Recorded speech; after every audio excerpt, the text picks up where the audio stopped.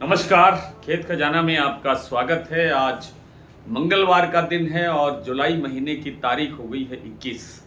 आज थोड़ा सरसों का बाजार दबाव में खुला, जैसा दोपहर के वीडियो में आपको जानकारी दी गई थी। और ये जो दबाव आया है इसका सरसों के फंडामेंटल से कोई लेना देना नहीं है। सरसों की आवक तो रोड जो रूटीन की आवक है उससे भी काफ़ी कमज़ोर हो गई है। मात्र 2.5 लाख बोरी सरसों की आज आवक दर्ज हुई है, जबकि आज सप्ताह का तीसरा दिन है। ये जो गिरावट है इसके पीछे सोयाबीन के अंदर जो अचानक बड़ी गिरावट आई है उस कारण से ये दबाव सरसों पर देखने को मिला है।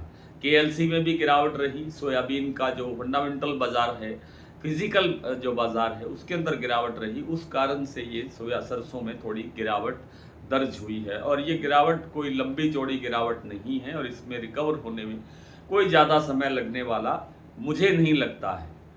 आज भरतपुर मंडी का भाव 7,911 रुपये खुला। इसको आप स्टेबल भी मान सकते हैं, कल से 10 रुपये प्लस भी मान सकते हैं, लेकिन शाम को बाजार थोड़ा सा और कमज़ोर हुआ है।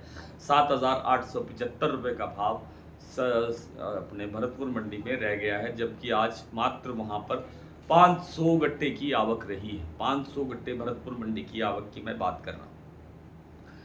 इसी तरह से जयपुर का भाव 8,350 पर स्टेबल है। चरखी दादरी में कोई भाव चेंज नहीं हुआ, लेकिन दिल्ली का भाव 50 रुपये टूटा।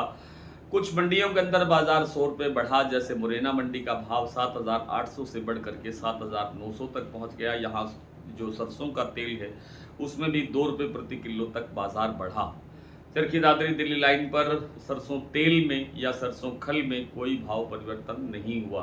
3180 रुपये सरसों खल का भाव है दिल्ली में, चरखी दादरी में वो अभी भी स्टेबल कर रहा है। 3300 रुपये खल का भाव है मुरैना मंडी का, वो भी अभी स्टेबल कर रहा है। लगभग 3250 रुपये सरसों खल का भाव है जयपुर का, वो भी लगभग स्टेबल कर रहा है, उसमें कोई चेंज हुआ नहीं है। प्लांटों की बात करें तो गोयलकोटा प्लांट में 50 रुपये सुबह भाव खुलते ही टूटा था। 50 रुपये टूटने के बाद भाव रह गया था 8,300 रुपये, जो अभी तक स्टेबल है। इस गोयलकोटा प्लांट के बाद अगर सलोनी प्लांट की बात करें तो यहाँ भी 50 रुपये की गिरावट आई। लगभग 50-65 रुपये की गिरावट बीपी आगरा के प्लांट में आई और अडानी के प्लांट में भी आज 50 रुपये की गिरावट दर्ज हुई है। तो कुल मिलाकर के प्लांटों पर थोड़ा सा दबाव है और इसके अलावा मंडियों में कोई ज़्यादा लंबा चौड़ा परिवर्तन या दबाव देखने को नहीं मिला है।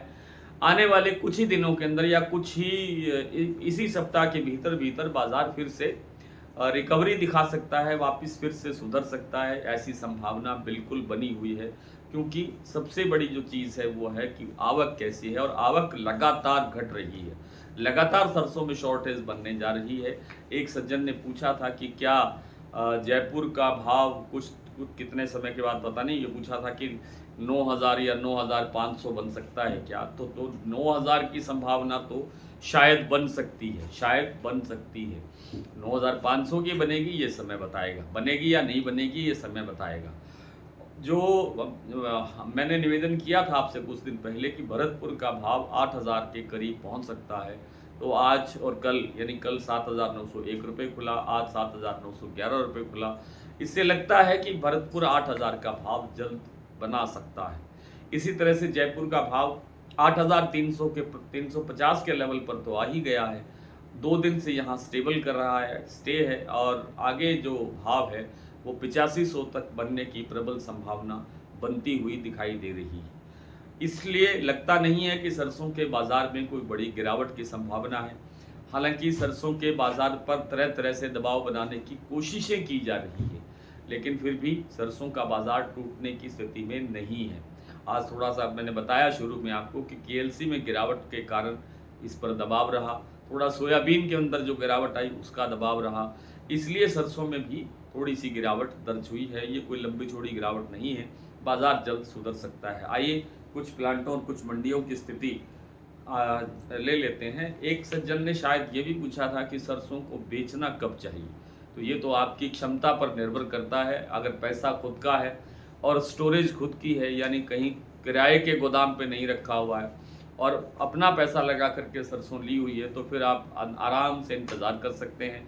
वरना अपना ब्याज भाड़े का हिसाब लगा करके और जहाँ भाव अच्छा लगे वहाँ माल बेच सकते हैं। काफ़ी अच्छा लेवल सरसों के भाव का बन गया है। हालांकि अभी और तेज़ी की गुंजाइश है, लेकिन मैंने बार बार ये आपसे कहा है, मार्च से शुरू किया था मैंने ये बात कहना कि हर हाइट पर थोड़ा सा माल निकालना चाहिए, थोड़ा सा मुनाफा लेना चाहिए, थोड़ा सा प्रॉफिट बुक करते रहिए और आगे चल करके धीरे धीरे करके उसको 4 या 5 इंस्टॉलमेंट के अंदर सारा माल खाली आप कर सकते हैं। दीपावली तक इसको ले जा सकते हैं, अपने व्यापार को, अपने कारोबार को।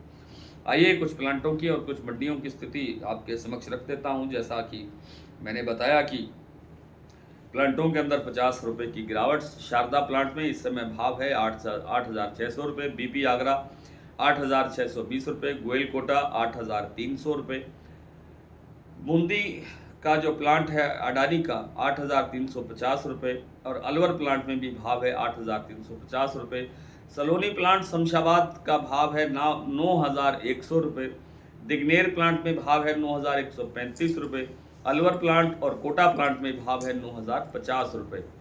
बात करें भरतपुर मंडी की तो 7,911 खुला और अब इस समय भाव है 7,875 रुपये।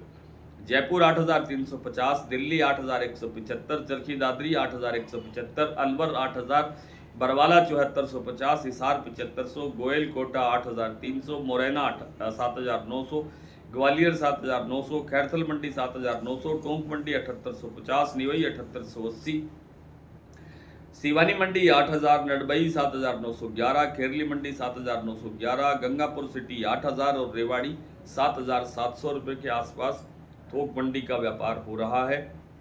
देई बूंदी में आज भाव रहा 8,125 रुपये। तो आज इतना ही, कल आपसे फिर